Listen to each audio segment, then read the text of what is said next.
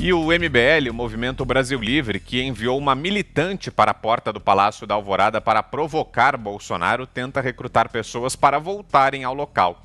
Segundo a coluna social da Folha, o militante deve ser ligado ao movimento, mas desconhecido, para que não seja barrado. Nessa semana, uma atriz ligada ao grupo tentou constranger o presidente Jair Bolsonaro. O ato fez parte de um pacote de ações contra Bolsonaro elaborado pelo MBL, que tem se mobilizado em defesa do impeachment.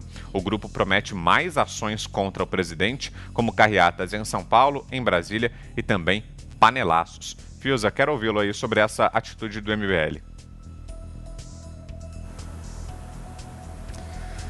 Vitor, eu acho que a militante que apareceu lá, cobrando do Bolsonaro as mortes por coronavírus, ela devia ter ido ali pertinho no STF, né?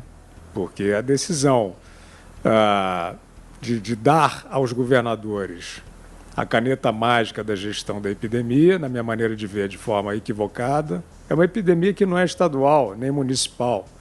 O governo federal, o governo nacional, não é porque é esse governo, tinha que ter nas mãos o poder de dar as diretrizes nacionais de enfrentamento da epidemia. E se a democracia, né, nesse aspecto, né, se o STF não tivesse, isso é uma intervenção contra a democracia. Isso é um arrobo, na minha opinião, que ficou por isso mesmo, porque o STF não tem revisão.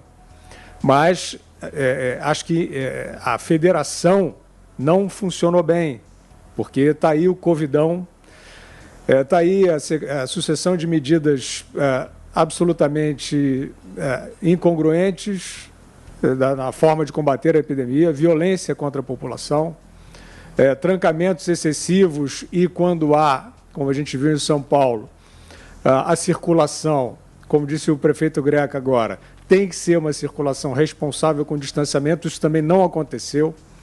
Então, essa bagunça toda no enfrentamento à epidemia de Covid no Brasil foi uma caneta do STF.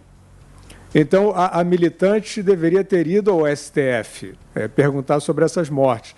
Agora, sobre o MBL, é um movimento que foi importantíssimo aí na história recente do Brasil, especialmente no impeachment da Dilma. Não foi fácil aquele processo de impeachment. Apareceram esses jovens assim, muito corajosos ali.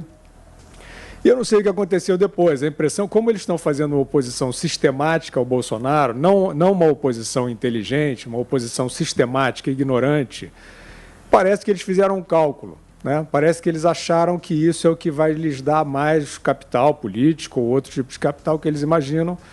E aí, Vitor, sempre que você está na política e que você vira calculista, né, que você começa a tentar viver da política, você se perde. Diga, Augusto. A importância da manifestação do MBL tem o mesmo peso, né, do discurso do embaixador da Suazilândia na ONU. Hoje, o MBL não tem a menor relevância. A menor relevância. Quer dizer, se você somar todos os militantes do MBL, você não elege um vereador de Grotão. Diga, Zé. Olha, Vitor, é evidente que falta, sim, uma coordenação internacional nesta pandemia. Nós não estamos vivendo um surto e nem uma epidemia, é uma pandemia. E falta uma coordenação nacional. A OMS não deu conta do recado, mais desinformou do que informou.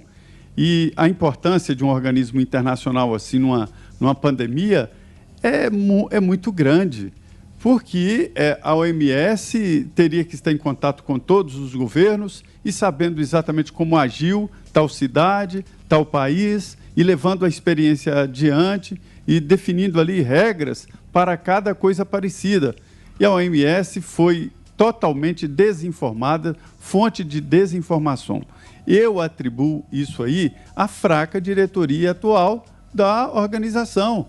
É muito fraca, não é representativa, não conseguiu se colocar e se posicionar como uma liderança internacional para orientar, não é mandar não, porque eles não podem mandar em governo legitimamente eleito, mas orientar, então não tem.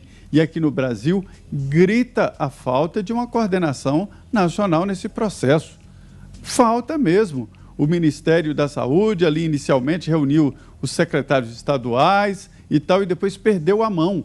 Veio o Supremo Tribunal Federal e deu uma decisão que eu acho que foi mal interpretada, porque diz o seguinte, que dá aos prefeitos e aos governadores também o poder de decidir sobre ações contra o coronavírus, mas não impediu. Então, assim, eu não gosto dessa ideia do presidente Jair Bolsonaro lavar as mãos, como Pilatos, e dizer eu não tenho nada com isso.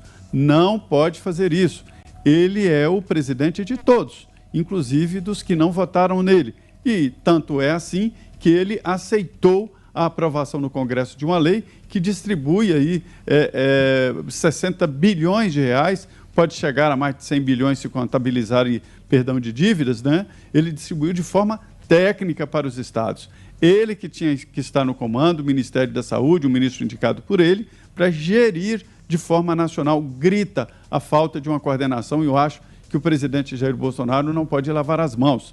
Sobre esse evento do Palácio da Alvorada, que é um evento todos os dias, na chegada e na saída, isso aí já se transformou em ponto de visitação daqui de Brasília, ponto turístico.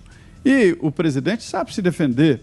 Eu estou acostumado a acompanhar ali presidentes da República que antes de visitar uma residência, antes de visitar um local, vai chama precursor, que analisa, que vê, as pessoas se vestem melhor e ficam esperando o presidente. Ele não, é espontâneo, para lá e come o sanduíche, come o pastel dele, e lá na porta do Palácio da Alvorada não tem essa de identificação. Só chegar lá e apresentar um documento, fica lá esperando o presidente. Eu sabia que isso ia acontecer e ele sabia dessa possibilidade. E o presidente sabe se defender. Eu acho que daqui para frente vai acontecer cada vez mais ações desse tipo, e o presidente sabe muito bem que isso deve acontecer e ele sabe se defender.